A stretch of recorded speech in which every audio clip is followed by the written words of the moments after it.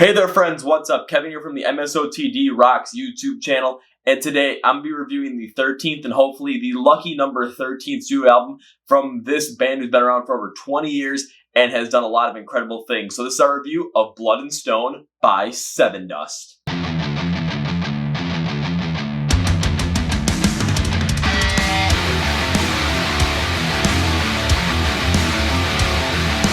Before we get started though, please follow MSOTD Rocks on places like Facebook, Twitter, and Instagram where you'll get the 30-second song of the day choice, 30-second preview of a song that we want you guys to listen to, whether it's from a bigger band or an emerging band in the scene, because we always love to support those independent and emerging bands.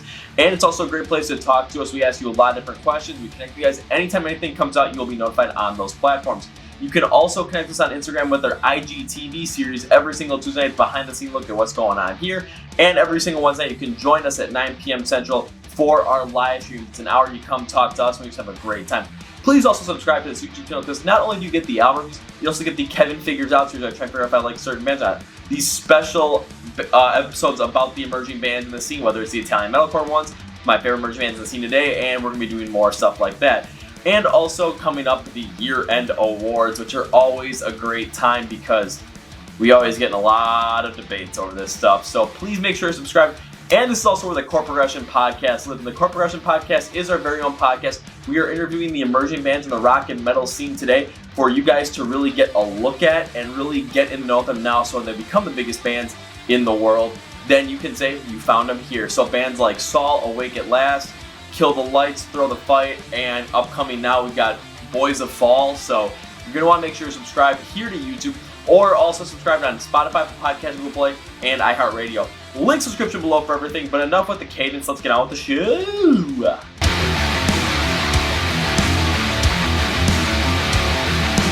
Going into a little bit of a background on Sevendust before Blood and Stone, their album All I See Is War came out in 2018. That was their 12th studio release, and when I was taking a look at a lot of the reviews on it, it was received rather positively. Like 7 out of 10 was a rather big consensus through a lot of different media platforms.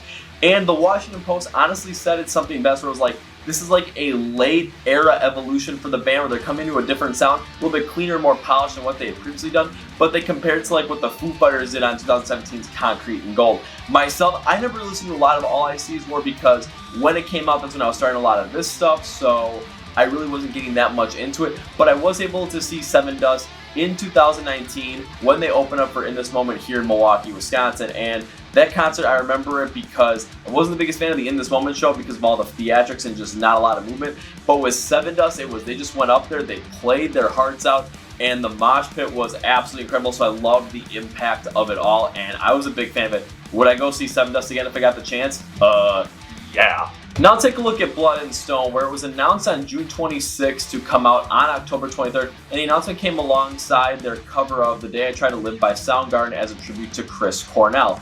Now, because of the coronavirus pandemic, Sevendust decided to do a live stream event where they were going to play the whole entire album on the day of release, October 23rd, and this was going to be the only time they were going to be playing together in some sort of a live setting in 2020. Unfortunately, due to the coronavirus pandemic, and we're still hoping that this thing gets resolved soon because we miss live shows, but we got new music from Sevendust to go over, so let's get on into it.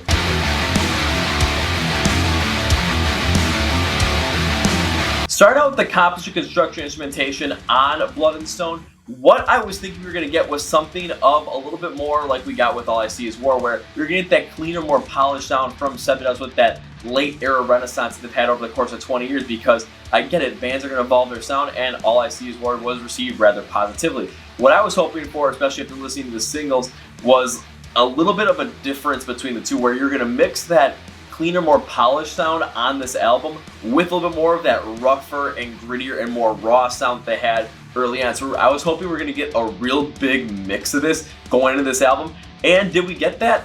And I'm going to say it's a little bit of yes and no. And while there were times where I thought they were able to really mix more of that more clean and polished style out really well within this album, there were times they really stuck out with that sound and not went with the mixture of a rougher, rawer sound. And this is more in the instrumentation as well. And where I really take a look at this is just in the construction style, where you take a listen to it, the sounds are a lot more melodic in their construction. They're very much more drawn out. and the overall sound is a little bit lighter at the same time as well. Plus, there's times where the construction is rather similar within certain parts of the song, so I'm like, you know what, this kind of made the album run together a lot for me in a little bit of a way, because as I was going through the middle of them, like, we're kind of getting the same kind of feeling in the songs over and over and over again. And I get why they did that. When I listen to them more on an individual basis, it made a lot more sense on why these songs could really hit. But when I listen to them in the full album flow, it just really didn't work out for me. And because that songs like What You Become, Kill Me, Criminal, and Alone really end up having this feeling like they were just kind of all running through together in the same way when you run through the album from top to bottom. So it's something where when I isolated these songs and listened to them on their own, they sounded a lot better, but when they were put together within the whole album sense, yeah, it just really kind of flowed together too much and was just kind of there. There was really no differentiation there because of the full-on, more cleaner, polished melodic style. However, there were times where the band ended up using more of that rougher and raw style, mixing with that cleaner and polished style. And that's where this band with Sevendust and this album really shined, in my opinion, because you got a mixture of different sounds, a mixture of different ideas, and just the way it was constructed as well really brought out a lot of life and a lot more diversity in the sound. And that diversity was a huge part of why some of these songs were successful. And we're going to take a little bit of a deeper look into this. Take a look at one of the singles, the first song on the album, called Dying to Live. And when you look at the construction on the verses, it has this full-on like metalcore burst style construction to it with the heavy drums like do-do-do-do, do-do-do-do.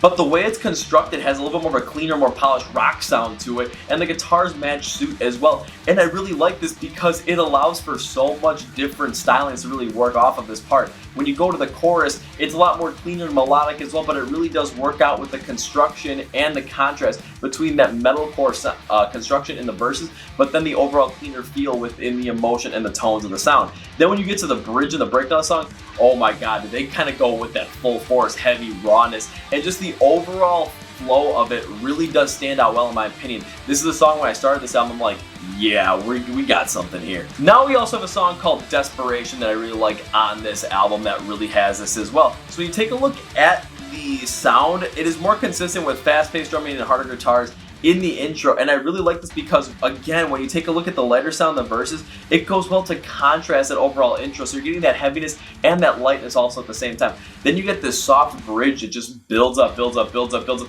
Then you get that heavy and raw sound that Sevendust has had in the past in the breakdown of the song. And when I was listening, I'm like, finally! This is awesome! This is what I was hoping for. I was hoping for this kind of mixture, and it really does work out well. Now there are also other songs in this where they kind of take a little bit more of a inspiration from some other artists, and sometimes it works, sometimes it doesn't. A song like Love, the intro and the verse remind me of like Headstrong by Trap, which is really weird. I'm like, okay, where are you kind of going with this style? But they listen to the chorus and it really has this clean, consistent flow with that hard rock sound that the Foo Fighters have, and it really does work out well. Then Nothing Left to See here anymore, it just had this like southern rock flow to it. While again, isolated, I liked the idea behind it. But when you put it together in the whole scope of the album, especially when it comes in the middle of the album, where I thought a lot of those softer, more melodic sounds really kind of ran together, this kind of just ran to that flow. So overall on Blood and Stone, the concept construction instrumentation, I'm a little bit split on, because while I separated these songs, I like them a lot more. When you put them in the whole scope of the album sound, the consistent melodic and more, you know, polished sound that Sevendust has on this, it really does run together. When they mix up more of that rougher and raw sound with the cleaner polished sound, like they did on Dying to Live, you get this dynamic sound and this really powerful song that I really do like. So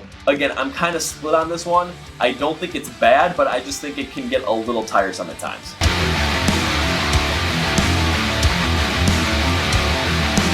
Now it's time to go with the vocals, and when I took a look at Lejean Witherspoon on this album with the vocal set he went with, he did something with a lot more consistency, and a lot more of that consistency was found within his vocal sound, going with more of a cleaner, more polished, and melodic sense, so you're not getting the real roughness in there. And don't get me wrong, when I listen to that, I think it can absolutely work, especially giving out certain emotions.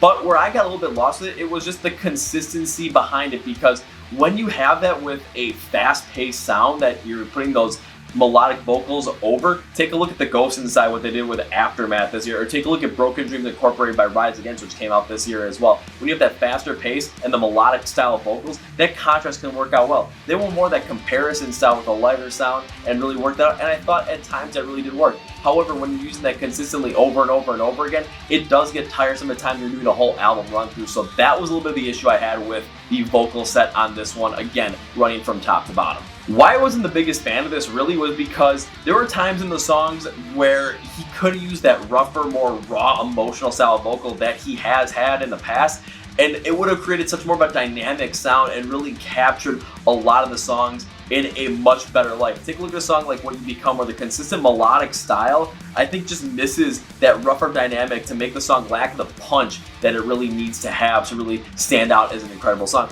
But then Kill Me, there's a softer sound of the vocals overall on this one, and it really missed the mark in expressing the full-on emotion with the song overall and the way the message connects with it. Again, we'll get to that later, but there are times where just the more consistent style of vocal really doesn't work out in the best interest, in my opinion. Do not get me wrong though, there are some songs where the vocal performance and the vocal construction is a lot more dynamic, and those are the ones that really stuck out to me. Again, Dying to Live, when you're taking a look at that more like metalcore construction in the verses with the way it's constructed, but the more hard rock tone to it, and Lejean just really has these melodic, clean, polished vocals. The contrast in that really works out, and then you get a little bit of a rougher style, but again with the whoas in the verses. Again, just the way it compares as well really does work out well. We do get a little bit of a roughness in there, especially in the bridge, but it does work out really well. Then take a look at a song like Against the World, where he doesn't go crazy with his vocal range. However, the pattern goes away from more of that melodic style and goes more of a faster paced style. So again, you're getting that feeling, you're getting that emotion to come out there in a little bit more of a different sense. Plus, when it's with the verses, he's got a faster pace in it, but then when it comes to the chorus, he matches the pace a lot better, and you can get a little bit of a rougher style in there as well. So when you're mixing that up, it really does work out well. So overall, again, there are times where I really like what Lejean does with these vocals, but there are times where I think that consistent, cleaner, melodic style just really lets a lot of these songs run together. And I'm not necessarily the biggest fan of it, but then again, it's when you listen to the album on a full run through, yeah, I'm not the biggest fan. If I piece these songs out though, I can totally understand where they're coming from.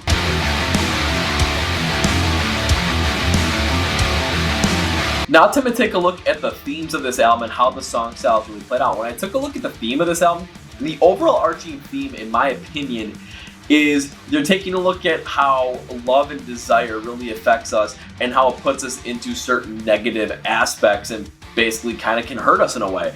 And until we realize that and take personal accountability for ourselves and really move forward with that, we can essentially lose ourselves in that. So a couple of songs that really put this out there. Take a look at a song like Love, where it talks about staying in relationships that are no longer good for us and how we get stuck in those. Take a look at Blood from a Stone, where you're talking about how trying to figure out what you want in life and not trying to keep up with the Jones at the same time, and realize that it isn't easy to get that, but to get what you want out of life, it is worth it. Then take a look at like What I've Become, where you're leaving a relationship after the other person is consistently doing whatever they can to manipulate you and keep you beneath them so that you stay with them instead of letting you realize your full potential. And then Wish You Well, where it culminates the end of it, where you completely eradicate that from yourself. You're happy, but you're not resenting the other person, and you're wishing them well, or resenting the other things and wishing them well, because it'll make you much happier in the long run. And I can totally get behind that message. I love how it goes from top to bottom of the story, but how do the themes play off of this? How do the styles play off of this?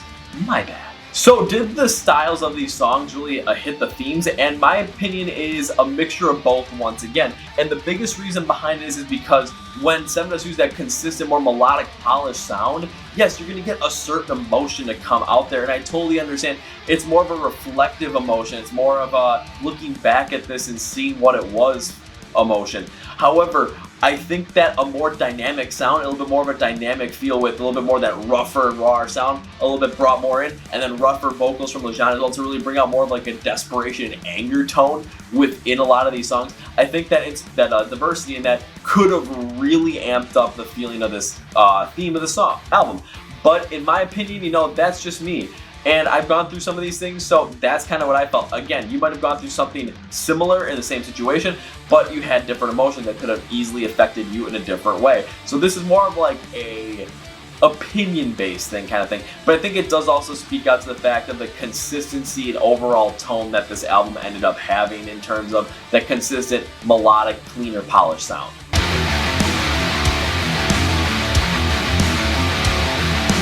Alright, now time for my overall rating on Blood and Stone by Sevendust, and that is...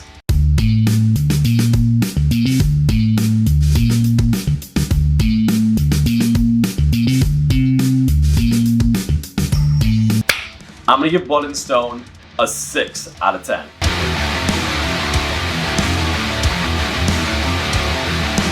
So 6 out of 10, I have to like something about this album if I gave it a 6 out of 10. One of the things I liked about it was when they took that more cleaner, polished out they have with this like sound renaissance over the past 2 albums and mix it with more of that harder, rougher sound that they've had in the past. Now I know I've already gone through and I've really hammered home on this where I didn't like this part a lot, and I'll get to that in the dislike section, but when they really mixed both those sounds together and created more of a dynamic feel to the songs, I really did like it. And the biggest reason behind it is because that dynamic, diverse sound really meshes well when you're constructing certain songs, and it just brings out certain emotions. It matches that more calm, reflective emotion, more of this anger, desperation emotion at the same time as well. And just the overall power that that has, I think you really get a different take on a lot of these things. Songs like Dying to Live, Desperation, and Against the World really do put this out there.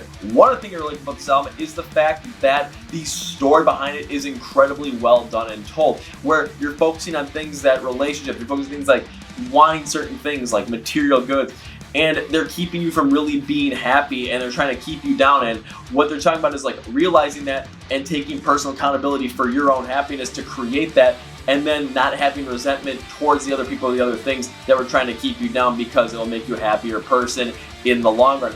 I really do like how that story was told from top to bottom in terms of the overall message on each song. So again, how they constructed the album playthrough in terms of how the meanings are placed was really well done. And I'm not gonna lie, I like this album a lot more when I piece it out and listen on an individual basis, but also by keeping that structure in mind and that story in mind. It was pretty damn good. So what did I dislike on this album? Again, going to the construction, there were plenty of times on this album where they use this consistent melodic, cleaner, polished sound to it. And why I didn't necessarily like that all the time was because a couple of reasons. One is the fact that when you have this certain sound, you're going to always bring out the same emotion over and over and over again. And a lot of these songs, there's many complexities within those emotions as well. So when you're talking about like toxic relationships, yes, there's going to be a reflective period on there as well that these cleaner, more melodic, polished sounds really get going. But there's also an anger and desperation feel that there's a lot of times where just the anger behind it and this rougher, rawer sound can really do work out well. And also when you constantly go with that, especially when they block a lot of these songs in the middle of the album playthrough, they do run together a lot and it just really doesn't stand out as much. Plus, Lejean's vocal style as well does the exact same thing, using a more melodic, cleaner, polished sound to really draw these out. Again, I'm not saying it's a bad move. I'm saying that it could have been done a little bit less, bring a little bit more of a diverse sound with that raw, rougher sound they've had, mix it together and really put it in there. And that also kind of speaks to the second point as well, as where I like that in the first half where they really mixed a lot of those styles together, but now in the dislike section, I wish they would have done that more, because you could create a much more dynamic sound. You could have brought forward a lot more stronger, rougher emotions, and I thought it really would have worked out well. However, this just misses the mark in my opinion.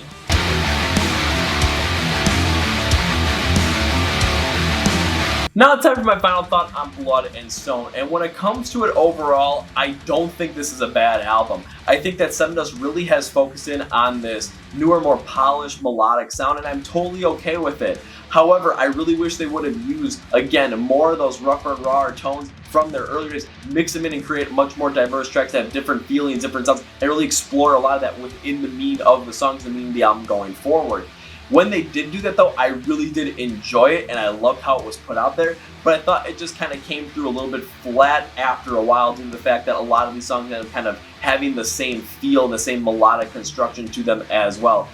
Over time though, do I think this is going to be a bad Sevendust album? Absolutely not. Will I listen to this in the future? Yes, especially if I piece it out one by one, because that's the way I think it's done a lot better. But keeping that same structure in mind of the playthrough due to the fact that the story is absolutely incredible and how it's told through this album.